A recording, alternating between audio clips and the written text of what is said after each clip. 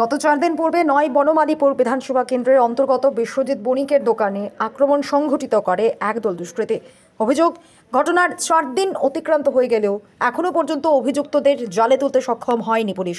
অবশেষে বুধবার ঘটনাস্থল পরিদর্শনে যান প্রদেশ কংগ্রেস সভাপতি আশিস কুমার সাহা। পরিদর্শন শেষে সাংবাদিকদের মুখোমুখি হয়ে তিনি অতি সত্বর দোষীদের গ্রেফতারের দাবি জানান।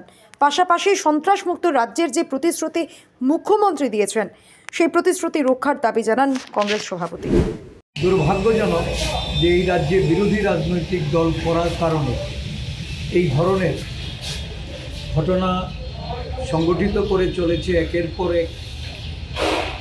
রাজ্যের মুখ্যমন্ত্রী উনি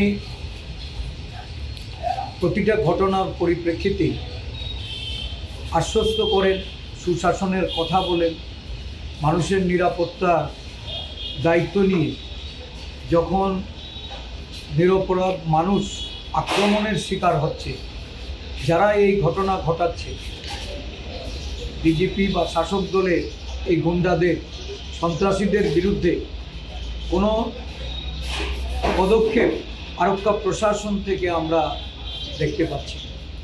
শাসক দলের আশ্রিত গুন্ডারাই একের পর এক আক্রমণ ঘটিয়ে এরা পার পেয়ে যাচ্ছে। আমরা দাবি করব অবিলম্বে তাদের গ্রেপ্তার করা এবং এই ধরনের সন্ত্রাসমুক্ত বাতাবরণ তৈরি করার যে প্রতিশ্রুতি মুখ্যমন্ত্রী রেখেছিলেন, ওনার প্রতিশ্রুতি যেন উনি রক্ষা করেন।